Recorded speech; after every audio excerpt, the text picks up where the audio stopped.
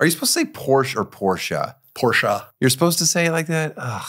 Well, I don't think I can do it. Ferdinand Porsche, who created the company, that's how he pronounced his name, Porsche. I don't know Ferdinand. Okay. Tosh Show. Tosh Show. Tosh Show for show. It's that time for another Tosh Show. How are you? Everyone doing well? I'm excited to be here. Big day here on Tosh Show. Eddie, how are you? I'm doing great. How are you doing? How was the weekend? How was my weekend? Yeah. Oh, thanks for asking. It was good. My wife's birthday. Took her up north, up the coast, and went out to dinner. And celebrity sighting at dinner that I got excited about. All right. Guess who I saw at dinner? Oh, I'm gonna guess like LeBron James. LeBron James at dinner with me. No.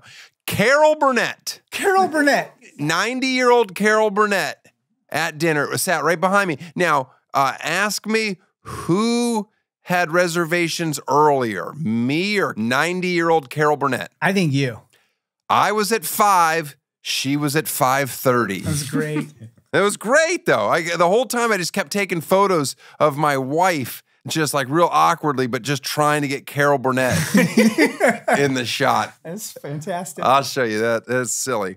I saw another celebrity too, Eddie, as if Carol Burnett wasn't good enough. The very next morning, guess who I see? Bob Newhart. Sports talk show host Colin Cowherd.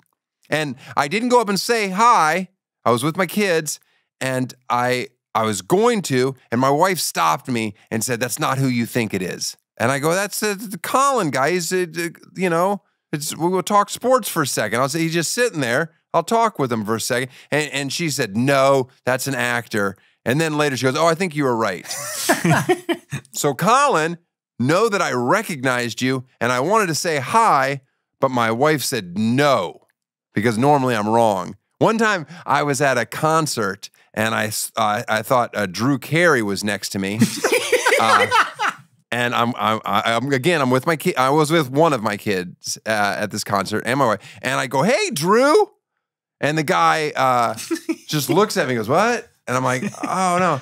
And then my wife goes, "That's so embarrassing," because he knows that he kind of looks like Drew Carey. Yeah. And so when you say, "Hey, Drew," and it's not Drew Carey, he's like, "Oh."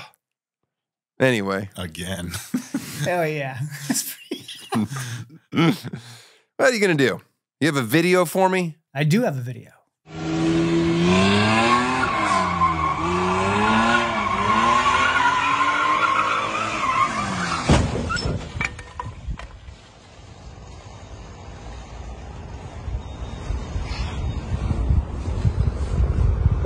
Dude, you just busted your freaking intercooler radiator. Can the thing even drive without its radiator? That's the same curb that got Paul Walker. Oof. R.I.P. Can you drive a car after you bust your radiator? I guess for a little bit. Shouldn't be doing that anyway. Beautiful E30 there. I love an E30. Is that second generation 3 Series on a BMW? Oh! Didn't know Tosh knew cars. Didn't have that on my bingo card. Fucking idiots. By the way, if you've ever written that in your life, thinking you were being funny, like, "Oh, didn't have that on my bingo card," you're not a funny person, and people don't enjoy listening to you. Okay? So put that on your bingo card. Oh, today's guest is the biggest of car guys, both literally and physically. Just a huge man.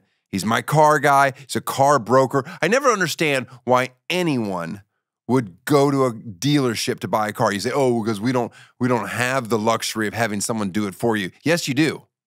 And you're going to learn that today with Marty, my good friend Marty, who, by the way, no one talks more than Marty. Just long. Talks forever. Love every word he's saying, but just if you call him, know that you got to block out 45 minutes min. But But he actually is the first guest that I ever interviewed on this show. So the set's going to look a little different. Probably didn't give him a gift. I hope you can handle it. Enjoy. Tosh Show. Here I'm with Marty, the car guy, as I know him, via his email. Thank you for being here. My pleasure. Why did you retire? Well, I was in the car business for 46 years. I turned 65 last summer. My dad retired at 65, so I'm just following in his footsteps. You look great. I try. You grew up here. Our family first came to Los Angeles in the 1850s, so we go way, way back. So there's probably some bad stuff in your history. I would hope so. All right, Marty, I don't know if you know this about me. I know nothing about cars at all. Okay. Never been interested in cars. I blame my father. And I assume your father was interested in cars. My dad was a big car guy. The first new car I remember my dad buying was a 1962 Chevrolet Corvair, to which, as a 5-year-old, I said, Dad, that's not cool. Okay. So one day I'm sitting in the den, and my dad comes through the front door. And he walked in, and he said, go look in the driveway. He upped his ride. And there sitting in the driveway was a brand new, white with red interior, fuel-injected 63 Corvette Stingray split window coupe. And I remember saying, Dad, you are now cool. So he won you over at that point. Absolutely. Growing up with a dad who was a car guy, I loved cars.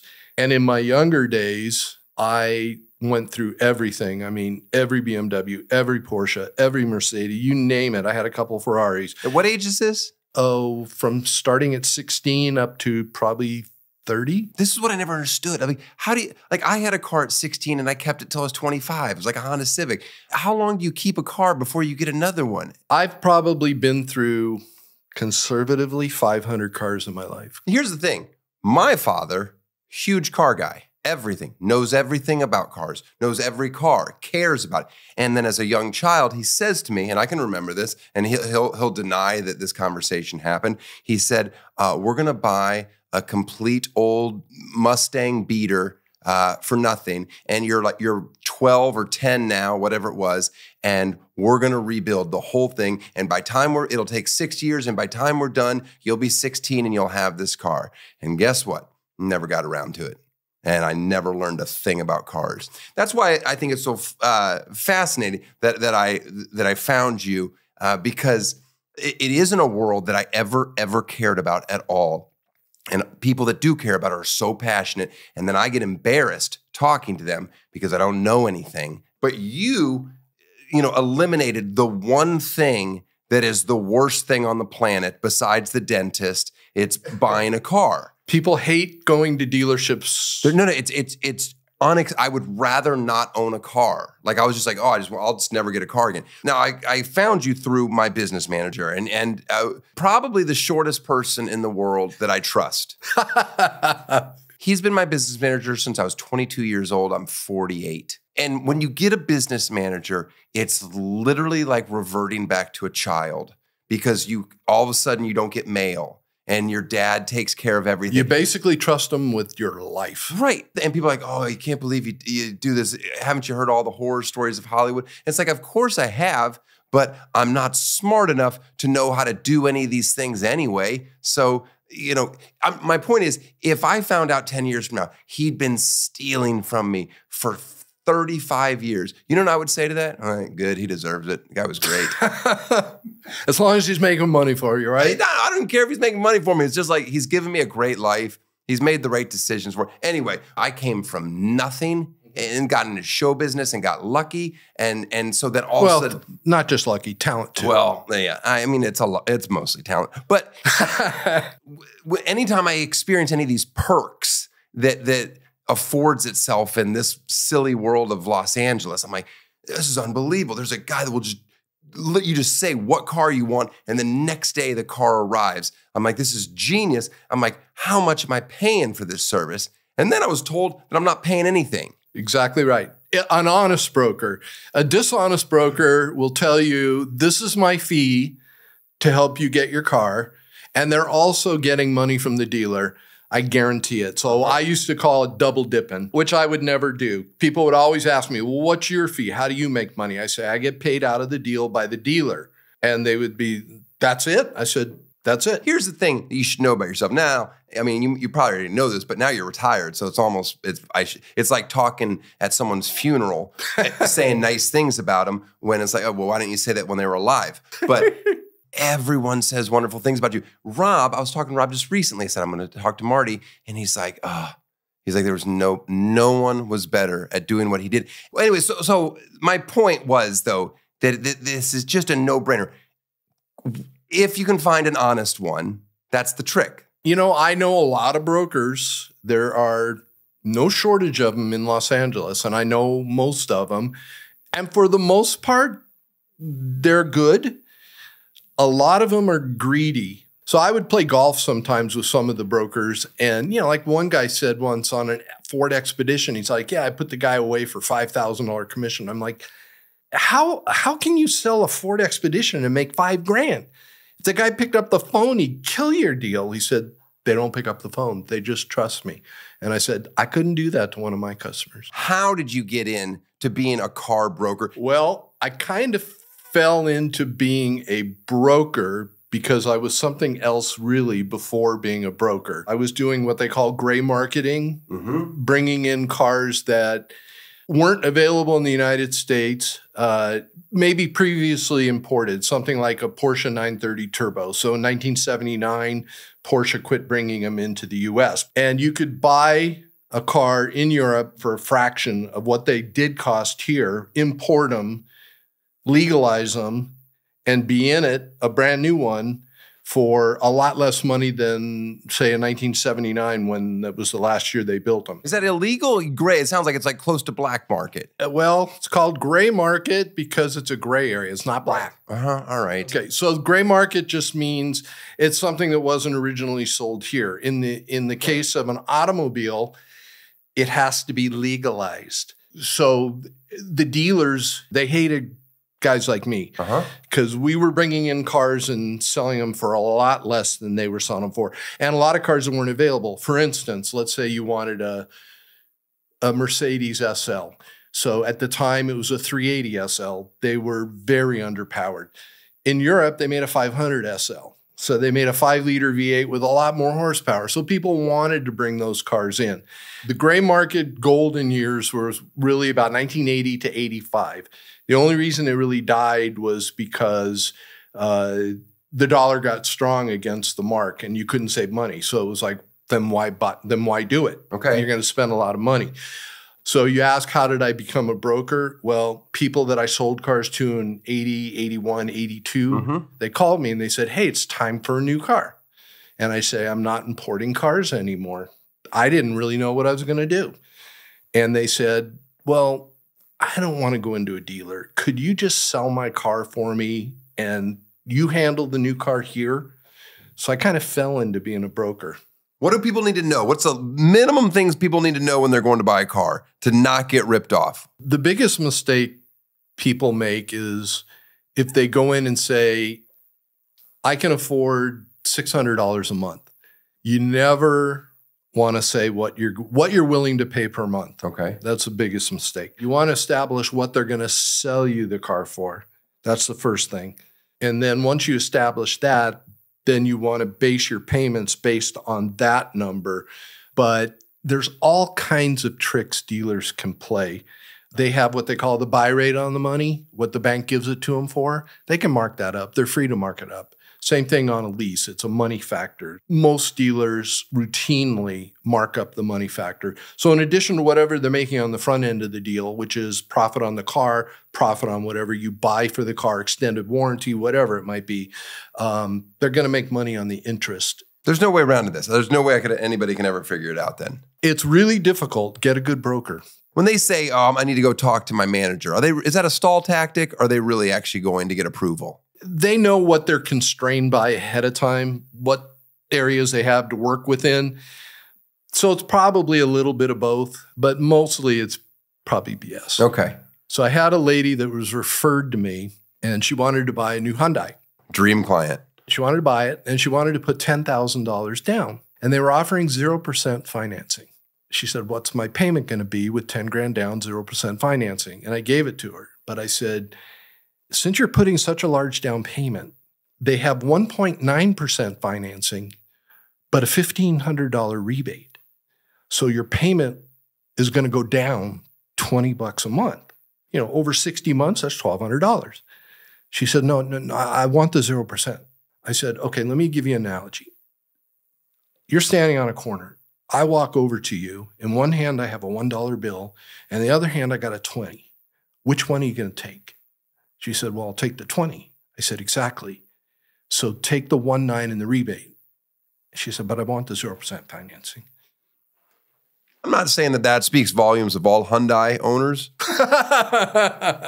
but you get what you pay for. What about clear codes? That seems like another bullshit thing that the industry created. You probably just watched Fargo. You know, you got to get that clear code on. Clear code. Well, no, what do they say in Fargo? They don't say clear code. They say Yeah, but that true code. I sat right here and said I didn't want any true code. they say True code. True code. You gotta get that true code. All that stuff, to me, is dealer add-on, big profit centers, and garbage. Garbage. Good. Garbage. What's the most you've ever made off of a car? Well, it'd be a classic car. It wouldn't Of be course. a new car. I did a package deal in 2011 for a very good customer of mine. He had a 1971 280 SE 3.5 convertible, which is very rare, and a 1972 600, which was the grosser Mercedes-Benz.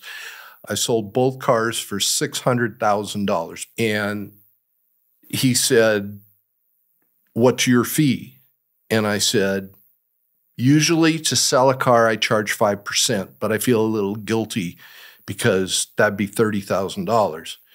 And I said, so, you know, probably something like half that I think is fair. And he said, what would it cost me if I sold them at auction? And I said, well, auction houses to the seller, they charge 8%, and to the buyer, they charge 10%. So when a car goes through an auction, the auction house is making 18%.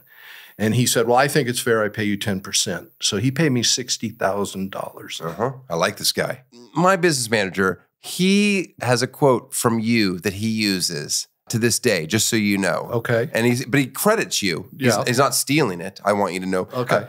There's an ass for every seat. That is a saying of mine. There is an ass for every seat. Name some of your famous clients. Well, one that I absolutely adore working with or worked with was Sylvester Stallone. Oh, Rocky.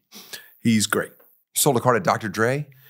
Dr. Dre's got great taste in cars. You ever deal with Exhibit? Remember when he had a car show? Exhibit was a customer of mine. He was with one of my business managers. First car I sold him was in 2004 or 5 when the Bentley Continental GT came out. I got him one of those. I got him a Range Rover. Biggest asshole client without saying Jay Leno or Jerry Seinfeld.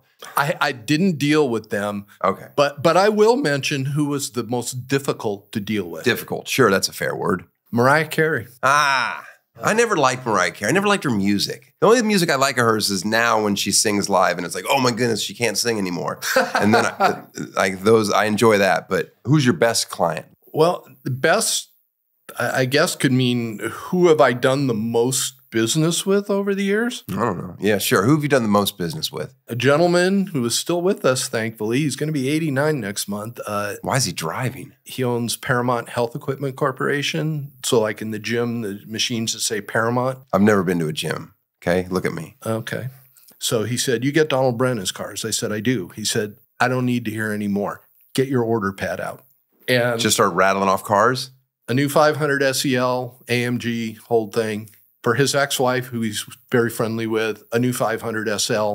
And for his then fiance, a new Carrera convertible. So 3 cars that morning. And he flew everything in. What's it cost to fly a car in? This is 1983.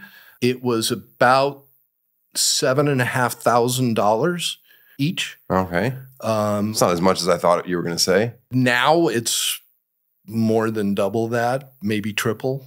Have you ever been approached to sell a stolen car?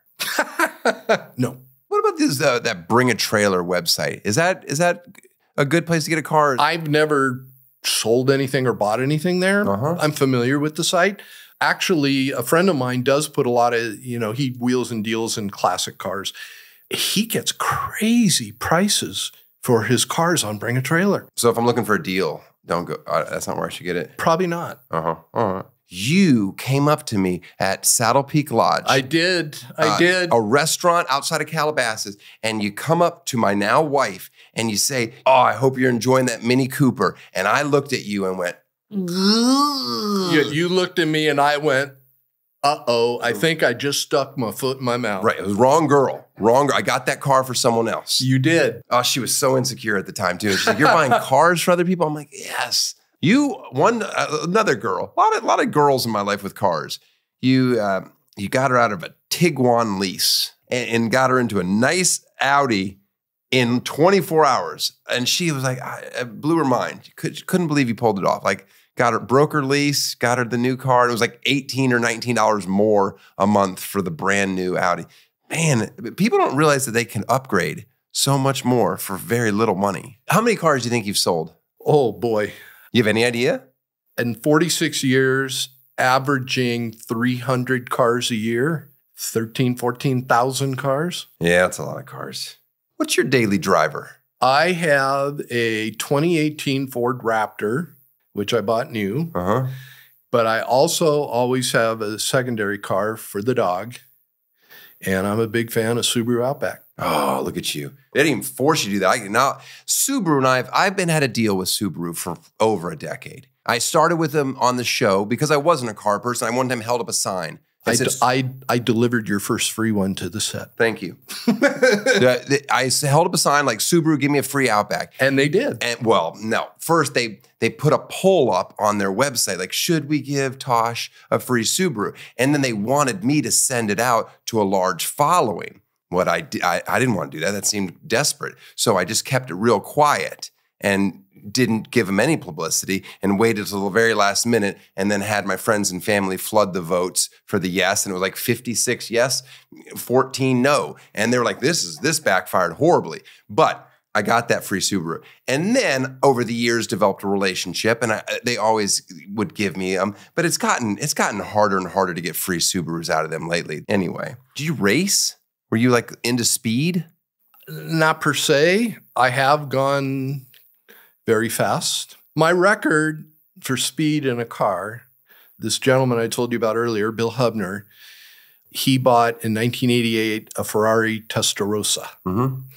And Sir Mix-a-Lot has a song about it. He moved it down. He had a home down in Indian Wells. And once a year, the car would have to come in for service. So he'd say, why don't you go spend the weekend, take one of my cars in Beverly Hills, drive down there, spend the weekend at the house, and then bring the Ferrari in for service. And then when it's done, take it back, spend the next weekend. So I was like, twist my arm a little harder. Sure. And it was about 6:30 in the morning. And leaving Palm Springs, it's pretty straight with a couple whoop-de-doos. Yeah, there's some whoop-de-doos. There's some whoop-de-doos there before you hit the big curve. But I got that car up to 185 miles an hour. I'm talking to a dead man. And it had more to go. But two things. One, I said, if I get a flat, I'm a dead man. Yep. And secondly, the curve's coming up. So I'm done. But that's the fastest I've ever driven. 185, yeah, that's good. 185 in this Testarossa.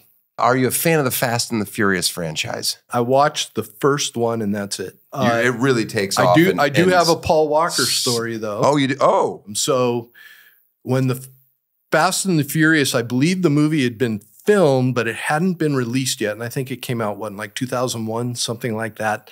Anyway, his agent, or I should take it back. His wannabe agent at that time, because he was shopping agents, his agent called me from William Morris Endeavor and said, I want you to call this guy. His name's Paul Walker.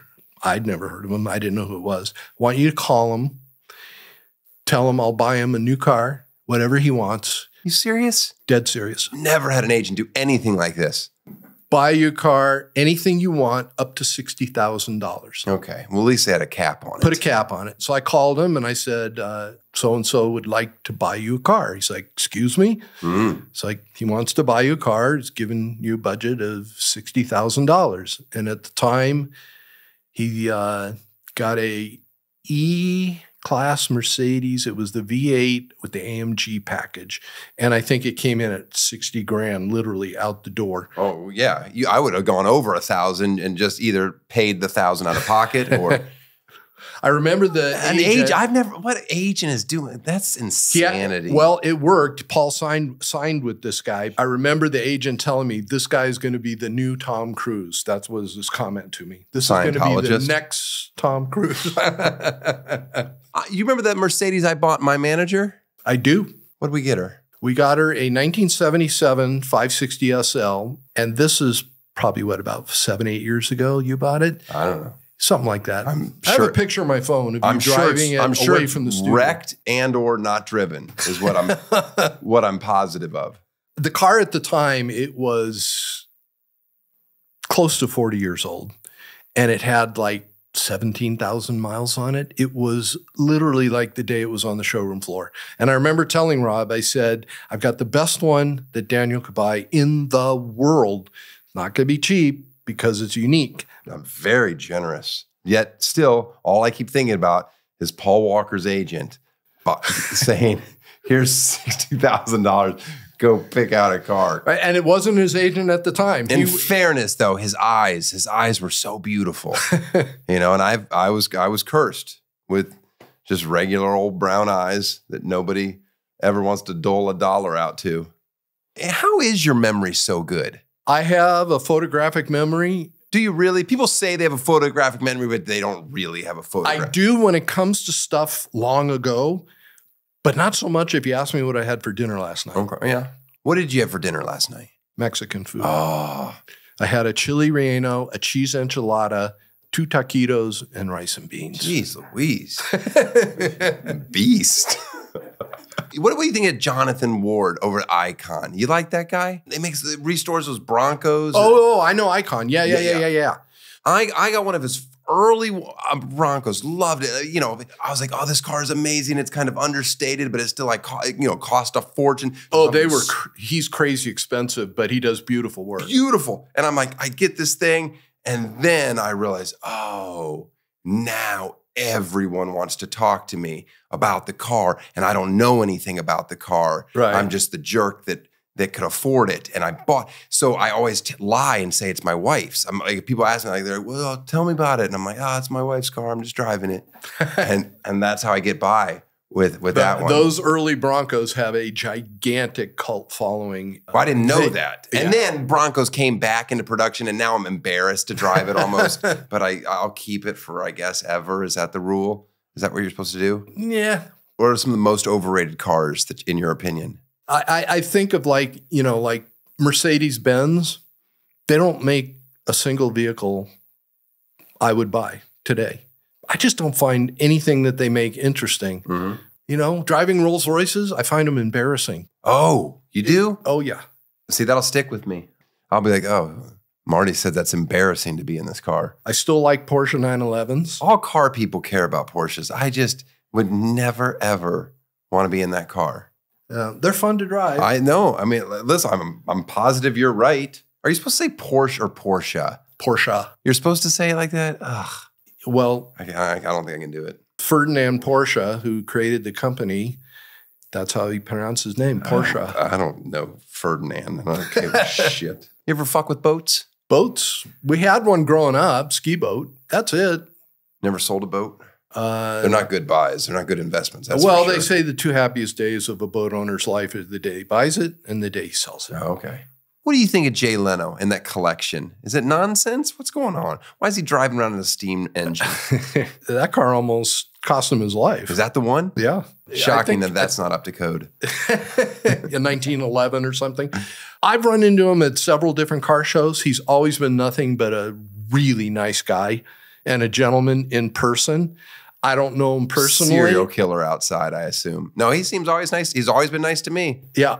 Just a nice guy. Do you hate Elon Musk or are you a Nazi? I think Elon Musk is brilliant. When Tesla was launched, and initially it was just like that little Lotus car that he stuck batteries in. And when the Tesla Model S came out, which was initially his first car, I said, there's no way he stays in business. See? I wish I would have bought his stock. What do you think of electric cars? I think that they serve a purpose. I'm all for if you can do your part to, live in a cleaner environment, all that. I'm all for that. Well, forget the environment part of it. What about the car itself? Do you like where the electric cars are? They're crazy fast. I know. Because you get 100% of the torque instantly when you step on the accelerator. 4 motors going too. Yeah. So you get instant torque, and I mean, the thing will just snap your head into the back of the seat. Which is fun. But I like hearing an engine. I like feeling. Yeah, but I'll sit next to you and just go like this. I like hearing an engine. I like feeling gear shift. So the kind of eerie quietness of it, a lot of people love it. Me, not so much. All right. I have the pickup, the Rivian. I saw it. It's very nice. They're an Irvine company. I thought I was, 8 years ago or whenever they said, oh, this is coming out, I'm like, oh, I'll give you a little security deposit. And when this comes out, I'll get it. And then it came out and I'm like, oh, I love driving it. But they told us it was going to do tank turns, where all the wheels were going to spin opposite. So it would just spin in circles. And I was really excited about that. But then they won't release that software because it's bad for the environment to just go destroying the woods by spinning around everywhere. Anyway, I was excited. I was excited about tank turns. Then I get the Rivian. I can't do any tank turns. Dumb. No, my thing with it is just pure convenience. It's great as long as you don't drive a lot. But what if if you got to do a long drive, then you got to plan ahead. Where are you going to stop? Where are you going to charge it? Yeah, you find you stop someplace. By the time you do have a horrible road BM and you get yourself something to eat, you're back to 80%. Yeah, there you go. Happily married? Happily married. How long? Coming up on 3 years. 3? Yeah. Yeah, that's real easy to be happy then.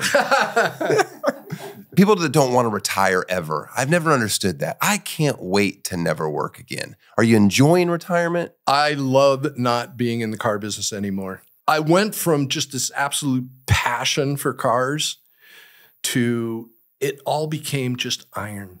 Marty, again, here's what we're the same. When I think about what I do for a living, people are like, oh, you get to make people laugh and performing stand-up. I'm like, that is so stupid. What? I'm up here, I'm telling jokes to strangers. This is the dumbest way to make a living. I can't even wrap my head around it sometimes at night. I'm like, I'll talk to my kid. I'm like, what do you do? And I'm like, I don't really know. It doesn't make sense. Well, Marty, thank you very much for being on my show. It's been a pleasure. I appreciate it. I'll see you around. Okay. Thanks, Dan. Thanks, man. Tosh Show. Well, Carl, another pod in the books, as they say in the pod biz. Marty, I want to thank you for being on the show. You're the best. Eddie, after you played that video in the beginning of this show, it made me actually realize, Marty, I want you to find me an E30 convertible, green. Usually those were UK ones, so it has to get imported here. I don't need, crazy low miles, but I'd like under 80,000 miles. That's the car I want. And your gift will be the commission on that car. I really would like that car. You think Marty can get it for me, Carl? You'd love it. Sitting in the back of an E30, wind blowing through your hair. Ooh, we're going to get that car. How fast do you think Marty can get it for me? I guarantee he'll find it. It's a unicorn. All right, anyway, boyswearpink.com. Check it out. Purchase something. They're going to be collector's items one day. The GOAT on Prime or Freebie or wherever Amazon is going to release it. May 4th, the Dolby, the Netflix comedy festival. And now, another one of my bedtime stories from my once 3-year-old son. See you next week. Once upon a time, the little dies. They tried a tampon. And the tampon didn't work. So they died on the distance. And then they rolled on a bike, and then they hit someone on their bikes. And then they rolled on a bike, and they hit someone riding their bikes. And then they saw a seahorse. And then they dropped their stone. The end. Why did you say everything twice in that story? I don't know. That's a weird thing that you did. Like, have you ever heard somebody do that before? You just made that up? You just want to repeat things twice each time? Yeah. That was neat. You're like Chris Rock.